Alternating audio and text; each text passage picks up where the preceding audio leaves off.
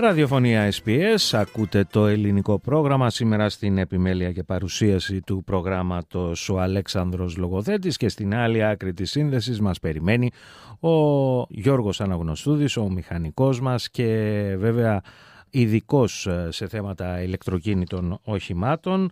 Γιώργο, καλησπέρα. Καλησπέρα Αλέξανδρε, καλησπέρα σε όλους τους ακροατές.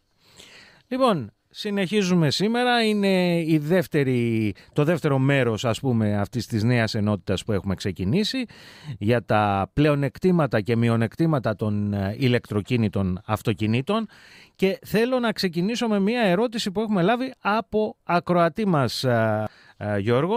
Είναι ο κύριος Γιάννης από τη Βρυσβάνη, ο οποίος μας ρωτάει τι είναι καλύτερο να αγοράσει, αυτοκίνητο μισό-μισό, δηλαδή ηλεκτρικό και πετρέλαιο?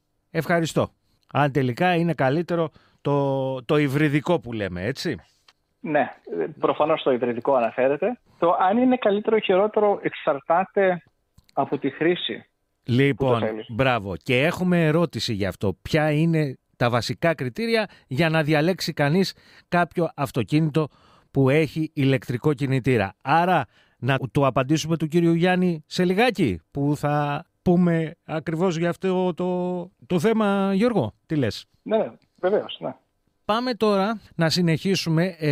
Στην προηγούμενη εκπομπή, την περασμένη εβδομάδα, είχαμε ξεκινήσει και απαριθμούσαμε τα υπέρ και τα κατά του κάθε συστήματος. Δηλαδή είτε αυτό ήταν αμιγώς ηλεκτρικό, είτε αυτό ήταν υβριδικό, είτε ήταν το λεγόμενο plug-in κλπ. Και είχες απαριθμίσει όλα τα υπέρ και είχες αρχίσει να μας λες για τα κατά, τα μείον. Επομένως θέλεις πάρα πολύ γρήγορα, έτσι αστραπιαία, να μας πεις πάλι τα υπέρ για να συνεχίσουμε και πάλι με τα κατά? Ναι, βεβαίως. Στα υπέρ θα λέγαμε μειωμένους ρήπους όσο αφορά τη μετακίνηση και όχι την κατασκευή του οχήματος, του αμιγώς ηλεκτρικού. Μειωμένο κόστος μεταφοράς με τα σημερινά δεδομένα, δηλαδή σχέση να φορτίσω στο σπίτι με το να γεμίσω το ντεπόζιτο με βενζίνη. Πιθανές φοροελαφρύνσεις, περισσότερη ροπή, μειωμένη φθορά λόγω φρένων λόγω αναγεννητικής πέδησης, μειωμένες πιθανότητες ανατροπής, δηλαδή τούμπας σε ένα τύχημα, λιγότερη συντήρηση όταν κοιτάμε πενταετία και αθόρυβη λειτουργία, το οποίο αυτό το είχαμε τοποθετήσει και στα υπέρ και στα κατά. Ναι, δίκοπο μαχαίρι. Λοιπόν, ωραία, πάμε τώρα στα κατά, στα μείον. Ναι, είχαμε πει αυξημένος κίνδυνος ατυχήματος με πεζούς και αυτό όσο αφορά την αθόρυβη λειτουργία τους. Αυξημένο κόστος αγοράς. Υπάρχει, δυστυχώς, είναι αρκετά πιο ακριβά σε σχέση με τα συμβατικά αυτοκίνητα. Ο χρόνος φόρτισης σε σχέση με γέμισμα, δηλαδή το πόση ώρα θέλουμε να γεμίσουμε, να το φορτίσουμε σε σχέση να το γεμίσουμε το ντεπόζιτο, έχει αρκετή διαφορά. Υπάρχουν λιγότεροι σταθμοί φόρτισης σε σχέση με βενζινάδικα. Αν πάμε στο βενζινάδικο και συναντήσουμε 2-3 αυτοκίνητα μπροστά μας, είναι θέμα λεπτών να έρθει η σειρά μας. Όσο αφορά τη φόρτιση, δεν ισχύει αυτό εδώ. Όπως μου είχε πει και ένας πελάτης μου, είχε ένα αυτοκίνητο, ήταν επόμενο στην ουρά και έλειπε ο ιδιοκτήτης. Ήταν μέσα, δεν ξέρω, απολάμβανε τον καφέ του, τα ψώνια του, αλλά έχει τελειώσει η φόρτιση και δεν ήταν ο ιδιοκτήτης πουθενά. Οπότε πρέπει να λάβουμε υπόψη και αυτό εδώ. Και εν τω μεταξύ δεν μπορείς να βγάλεις για να βάλεις το δικό σου, έτσι δεν είναι? Ναι. Πώς θα το μετακινήσεις? Αν το βγάζεις το φορτιστή, αλλά πώς θα μετακινήσεις το αυτοκίνητο άλλο? Δεν θα μπορείς να κάνεις. Αναγκαστικά περιμένεις τον ιδιοκτήτη.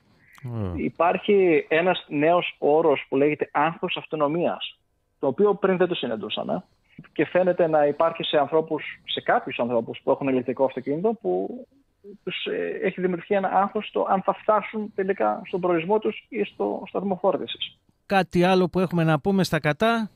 Μεταπολιτική αξία. Μέχρι στιγμής τα δεδομένα δείχνουν ότι αν αγοράσεις καινούριο αυτοκίνητο ηλεκτρικό και συμβατικό και το πωλήσεις μετά από 1, 2, 5 χρόνια, χάνεις περισσότερα αυτοκίνητα με το ηλεκτρικό. Περισσότερα χρήματα με το ηλεκτρικό. Η τιμή μεταπώλησης είναι πολύ μικρότερη από ένα συμβατικό, ναι, σε σχέση με τα ίδια χρόνια. Δηλαδή, ας πούμε, να έχουν τα ίδια χιλιόμετρα και τις ίδιες φορές, ας πούμε, και δεν ξέρω εγώ τι, η τιμή μεταπώλησης του ηλεκτρικού είναι σαφώς μικρότερη από την τιμή μεταπώλησης του συμβατικού. Ναι, τουλάχιστον με τα σημερινά δεδομένα. Τώρα σε 5 και 10 χρόνια, αν θα αλλάξουν αυτά, δεν μπορούμε να γνωρίζουμε. Σωστό. Υπάρχει αυξημένο κόστος αλλαγής μπαταρίας. Όταν μιλάμε για ηλεκτρικά, δηλαδή ακούμε κάτι ποσά τύπου $15,000 έχω ακούσει σε μπαταρίες. Πράγμα που πόσο, για ξαναπέσω το νούμερο αυτό, 15? $15,000 άκουσα πρόσφατα από έναν πελάτη μου. Μόνο η μπαταρία, έτσι, τώρα, για να αλλάξει. Ναι. Το οποίο αυτό είναι κάτι σημαντικό που να το λάβουμε υπόψη. Αυτή τη στιγμή οι μπαταρίες τους είναι πολύ ακριβές. Γιατί να πούμε και το άλλο, Γιώργο, ότι μετά τα 5 χρόνια οι μπαταρίες αυτές, κακά τα ψέματα, θέλουν αλλαγή. Έτσι. Δεν κρατάνε την ίδια φόρτιση. Τώρα, αν θα βγάλει 5 ή 10 χρόνια, δεν μπορούμε να γνωρίζουμε. Εξαρτάται από διάφορους παράγοντες. Ναι, σωστό. Αλλά σίγουρα έχει τέλος η ζωή της. Δεν μπορούμε να την έχουμε για 20 χρόνια και 30 και όσο θέλουμε. Δυστυχώς. Δηλαδή, ακούω ανθρώπους να συγκρίνουν την μπαταρία με αλλαγή κινητήρα, αλλά εγώ προσωπικά έχω άπειρους πελάτες που δεν έχουν αλλάξει κινητήρα. Δηλαδή, αν πάρεις ένα αυτοκίνητο, δεν σημαίνει ότι θα αλλάξει τον κινητήρα, δεν σημαίνει ότι η ζωή του θα έρθει σε ένα τέλος. Ωστόσο, με την μπαταρία δυστυχώς έχει τέλος. Θα έρθει η ώρα που θα αλλάξει η μπαταρία. Σε κάποιον θα πέσει ο κλήρος. Ναι, βέβαια. Και κακά τα ψέματα τώρα, άμα δεν έχεις και την οικονομική δυνατότητα, γιατί από ό,τι καταλαβαίνω, το ηλεκτροκίνητο είναι ίσως σπορ για μεγάλα πορτοφόλια. Ναι, δυστυχώς, ναι. Θα τα συζητήσουμε εκτενέστερα αυτά, δηλαδή αυτό το κόστος, ποιο είναι ακριβώς, γιατί υπάρχουν πολλά πράγματα τα οποία δεν μπορεί να φανταστεί κάποιος όταν παίρνει αυτή την απόφαση να πει πάμε να αγοράσουμε ένα ηλεκτροκίνητο όχημα. Κάποιοι σου λέει θα πάρω για μια πενταετία. Ναι, αλλά πρέπει να λάβουμε υπόψη, όπως προαναφέραμε, και την μεταπολιτική του αξία. Βέβαια. Δηλαδή, ναι, δεν θα αλλάξεις μπαταρία, το πιο πιθανό, αλλά πρέπει να δεις και πόσο πιθανό θα χάσεις όταν θα έρθει η ώρα της πώλησης. Ναι. Έχουμε κάτι άλλο να πούμε στα κατά? Υπάρχει ένα που το έχουμε συναντήσει, είναι σε περίπτωση διακοπής ρεύματος, το έχουμε δει σε ατυχήματα κυρίως, κάποια αυτοκίνητα να κλειδώνουν. Δηλαδή να μην μπορεί ο οδηγός από μέσα να το ξεκλειδώσει, το οποίο είναι σημαντικό αυτό. Βέβαια. Σε ένα ατύχημα, ειδικά σε μια πυρκαγιά. Σκέψου να έχεις κάποιους επιβάτες να είναι κλειδωμένους μέσα. Υπάρχουν δυστυχώς τραγικά δυστυχήματα με τέτοιες περιπτώσεις, όπου έχουν καεί μέσα στα οχήματα, γιατί δεν μπορούσαν να ανοίξουν τις πόρτες ούτε από μέσα ούτε απ' έξω, δεν είχαν προλάβει να έρθουν πυροσβεστικές και δεν συμμαζεύεται. Ναι, και καήκαν μέσα στα οχήματα. Και σε αυτό, αν κάποιος θεωρεί ότι αυτό είναι υπερβολές, σκέψου ότι το ANCAP, εδώ που είναι το Australia's Independent Crash Safety Authority, αυτοί ουσιαστικά που εξετάζουν τα αυτοκίνητα πόσο ασφαλείς είναι σε περίπτωση ατυχήματος, αλλάζουν πλέον τα πρωτόκολλά τους, έβλεπα, γιατί υπολογίζουν υπάρχουν πάνω από 100.000 οχήματα στην Αυστραλία αυτή τη στιγμή που διατρέχουν αυτό το κίνδυνο. Και στους παράγοντες θα λάβουν υπόψη, σε περίπτωση που διακοπεί το ρεύμα, πόσο εύκολα μπορεί να ανοίξει η πόρτα. Και αυτό θα επηρεάσει μετά τη βαθμολόγησή τους. Τα πόσα αστέρια ασφάλειας θα πάρουν. Άλλο. Ένα άλλο είναι ότι έχουν μεγαλύτερο κόστος ανακύκλωσης. Και ένα άλλο θα λέγαμε ότι αυξημένος κίνδυνος πυρκαγιάς λόγω μπαταρίας, δηλαδή αν υπάρχει κάποιο βραχικύκλωμα. Και το δυστύχημα σε αυτό εδώ είναι ότι γίνεται αστραπιαία ανάφλεξη και είναι πολύ δύσκολο και να ελεγχθεί η φωτιά. Δηλαδή, αυτά που βλέπαμε παλαιότερα, ότι μπορεί να υπάρχει μια φωτιά που σιγά σιγά δυναμώνει και μπορεί να βγει ένας καταστηματάρχης με ένα πυροσβεστήρα και να το σβήσει, και να την προλάβει. Δεν υπάρχει περίπτωση. Εδώ πρέπει να είναι πυροσβεστική. Γίνεται παρανάλωμα του πυρός αμέσως, ναι. Μάλιστα μου λέγανε σήμερα ένα τέτοιο, ένα ηλεκτρικό είχε αρπάξει και μιλάμε, τυλιχθεί στις φλόγες, είχε γίνει παρανάλωμα του πυρός. Ναι, στην προκειμένη το μόνο που θέλουμε είναι να βγουν οι επιβάτες και να φύγουν όσο πιο μακριά γίνεται. Το όχημα το ξεχνάμε. Καλά, ναι, εννοείται. Άλλο? Αυτά νομίζω. Ναι. Όσο δεν είπες και λίγα. Δεν είπες και λίγα. Και δηλαδή, αν τα μετρήσουμε, τα κατά είναι σαφώς πολύ περισσότερα από τα υπέρ, έτσι. Δηλαδή, είναι αρκετά, ναι. Στη ζυγαριά, ναι. Τέλος πάντων, βέβαια, είπαμε, κάθε περίπτωση είναι διαφορετική και ο καθένας κρίνει με τα δικά του κριτήρια. Επομένως, πάμε πρώτα σε αυτή την ερώτηση και μετά θέλω να πάμε και στην κινητροδότηση των κυβερνήσεων για την αγορά ηλεκτρικών οχημάτων. Άρα, πάμε στα κριτήρια. Ποια είναι τα βασικά κριτήρια για να διαλέξει κάποιος ποιο αυτοκίνητο ηλεκτρικού κινητήρα του αρμόζει καλύτερα, για να απαντήσουμε και στον φίλο μας τον κύριο Γιάννη από τη Βρισβάνη. Ναι, βεβαίως. Πρώτο και κύριε θα έλεγα το πορτοφόλι. Πόσο βαστάει η τσέπη μας. Βεβαίως. Γιατί τα ηλεκτρικά είναι πιο ακριβά. Αμέσως επόμενο στη λίστα έρχεται το υβριδικό και μετά το συμβατικό. Οπότε ένα είναι πόσο βαστάει η τσέπη μας. Το άλλο είναι αν σκοπεύω να αγοράσω καινούριο μεταχειρισμένο. Δηλαδή, όταν σκοπεύω για μεταχειρισμένο, έχουμε πει ότι πρέπει να λάβουμε υπόψη την αλλαγή της μπαταρίας. Η χρήση, ποια θα είναι η χρήση, θα είναι για προσωπική, θα είναι για επαγγελματική. Δηλαδή, θέλω το αυτοκίνητο απλά να πηγαίνουν τα παιδιά στο σχολείο και δουλεύω από το σπίτι. Έχω επιχείρηση και θα έχω κάποιον πολιτή που ο χρόνος και η παραγωγικότητα είναι πολύ σημαντικά για μένα και το αυτοκίνητο πρέπει να μην σταματάει καθόλου. Το θέλω για την πόλη ή το θέλω και για να κάνω και ταξίδια? Βέβαια. Για χαμηλές ταχύτητες στα μάτια ξεκίνα, μιας και ανέφερε τα υβριδικά, εκεί το υβριδικό είναι ιδανικό. Γιατί το μόνο που έχεις να κάνεις είναι να βάλεις την βενζίνη σου, το καύσιμό σου και το αυτοκίνητο κάνει όλα τα υπόλοιπα. Και δουλεύει σε χαμηλές ταχύτητες, στα μάτια ξεκίνα. Και κάθε φορά που φρενάρεις, εκεί μπαίνει στη λειτουργία η φόρτιση του αυτοκινήτου μέσω της αναγκαινητικής φόρτισης που αναφέραμε. Οπότε εκεί είναι το καλύτερό του. Να σε ρωτήσω τώρα, μιας και λες το υβριδικό. Επειδή πάντα σου λέει ο συγκερασμός και η μέση οδός είναι πάντα η καλύτερη οδός, μήπως τελικά δηλαδή αυτό που συνδυάζει και το πετρέλαιο και το ηλεκτρικό είναι ίσως μια ιδανική λύση για πολλούς? Για πολλούς θα έλεγα ναι. Γιατί δεν χρειάζεται πια να βάλουν σταθμούς φόρτισης, δεν χρειάζεται να κάνουν τα επιπλέον έξοδα.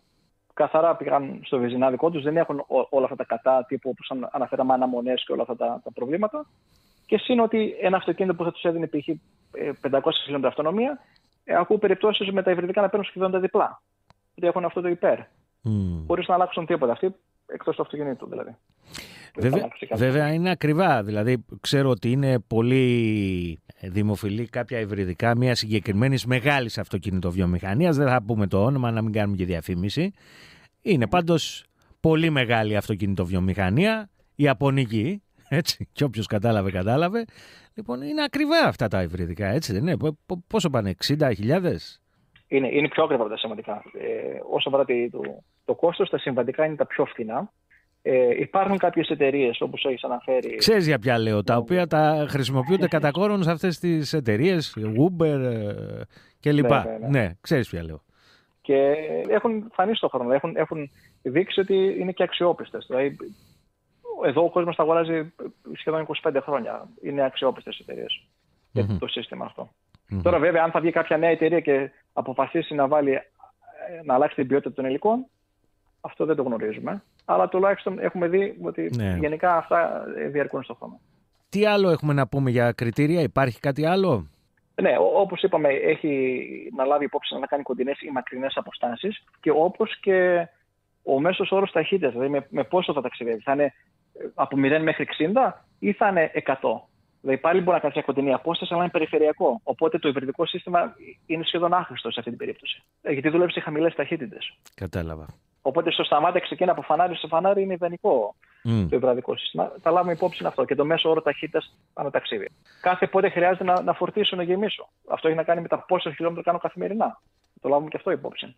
Οι επιδόσεις μας ενδιαφέρουν, δηλαδή θέλω ένα γρήγορο αυτοκίνητο. Κάποιοι, γνωρίζω αρκετούς εδώ, κάποιοι έχουν ένα αυτοκίνητο μέσα στον γκαράζ τους, ακριβό, το μπορεί να το βγάζουν μια φορά την εβδομάδα, μια φορά το μήνα. Αυτόν δεν τον πιέζει ο χρόνος, ούτε για τη φόρτιση. Το έχει καθαρά για τις επιδόσεις και για τη βόλτα του. Είναι χομπίστας αυτός. Ναι, αυτός δεν θα τον επηρεάζει πολύ για το πόση ώρα θα φορτίσει ένα ηλεκτρικό αυτοκίνητο. Γιατί έχουν καλές επιδόσεις, τα είπε κάποιοι. Ένα άλλο είναι πόσο σοβαρά λαμβάνει κάποιος υπόψη τους ρήπους. Κάποιοι το παίρνουν πολύ σοβαρά, κάποιοι δεν τους ενδιαφέρει. Έχουμε τίποτα άλλο ή να περάσουμε στην επόμενη ερώτησή μας? Θα έλεγα το άλλο.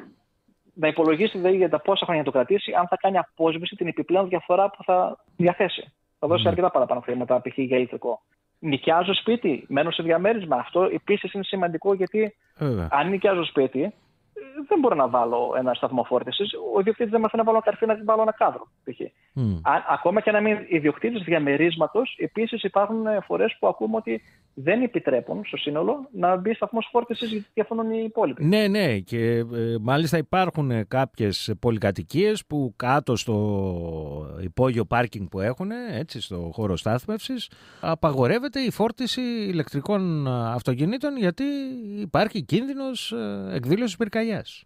Έτσι ακριβώς. Το άλλο είναι, μπορεί κάποιος να έχει δικό του σπίτι Αλλά πού παρκάρω, έχω γκαράζ, έχω αυλή. Αν παρκάρω στον δρόμο, επίσης είναι πρόβλημα. Έχω δει πελάτη που έλεγε ότι ξέρεις, ο Δήμος μου έχει κάνει παρατήρηση και τραβούσε μπαλαντέζα στον δρόμο.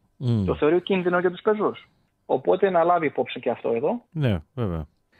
Έχουμε ένα μήνυμα από τον κύριο Όθωνα, από το Χόμπαρτ. Γεια σου Αλέξανδρε, εν ολίγης τα ηλεκτρικά αμάξια έχουν περισσότερα κατά παρά υπέρ. Εγώ είμαι ευχαριστημένος με το dual fuel όχημα που έχω, δηλαδή κινείται με υγραέριο και βενζίνη. Άσε τα ηλεκτρικά, λέει, για τους ευκολόπιστους οικολόγους. Ο κύριος Όθωνας. Λοιπόν, να είστε καλά κύριε Όθωνα, ευχαριστούμε για το μήνυμά σας. Αλήθεια, το αυτοκίνητο αυτό που κινείται με υγραέριο και βενζίνη, και αυτό φτηνό είναι έτσι στην χρήση του. Γλιτώνεις χρήματα πολλά. Όσο αφορά την μετακίνηση, ναι. Γι' αυτό και γίνεται η τοποθέτηση του συστήματος αυτό, για εξοικονόμηση. Υπάρχουν τίποτα κίνδυνοι εκεί πέρα με το υγραέριο? Είναι βέβαια, αυτό το σύστημα χρησιμοποιείται εδώ και πάρα πολλά έτη. Ναι, αν υπάρχει κίνδυνος, πάντα σε ένα σύστημα υπάρχει κίνδυνος, όπως και με τη βενζίνη και με το αέριο. Μην ξεχνάμε ότι είναι εύθραυστα υλικά. Αν για κάποιο λόγο υπάρχει διαρροή, υπάρχει κίνδυνος. Σε γενικές γραμμές είναι αξιόπιστα. Λοιπόν, κύριε Όθωνα, μια χαρά είστε. Εσείς είστε ικανοποιημένος, επομένως. Τώρα, είδες πάλι, δεν προλαβαίνουμε. Να μην το ξεκινήσουμε, γιατί τελικά με εκείνα και με τούτα, επειδή μιλάω κι εγώ πολύ, δεν προλαβαίνουμε να σταυρώσουμε ερωτήσεις. Λοιπόν, επομένως, Γιώργο, την επόμενη εβδομάδα θα μιλήσουμε για κινητροδότηση, δηλαδή παροχή κινήτρων από τις κυβερνήσεις, από τις πολιτιακές, αλλά και την ομοσπονδιακή κυβέρνηση, γιατί από ό,τι κατάλαβα υπάρχουν πολλά και διάφορα τα οποία ισχύουν, για την αγορά ηλεκτρικού αυτοκινήτου. Έτσι, από αυτή την ερώτηση θα ξεκινήσουμε την επόμενη φορά. Ναι, βεβαίως, ωραία. Και ανανεώνουμε το ραντεβού μας για την επόμενη εβδομάδα. Να είστε καλά.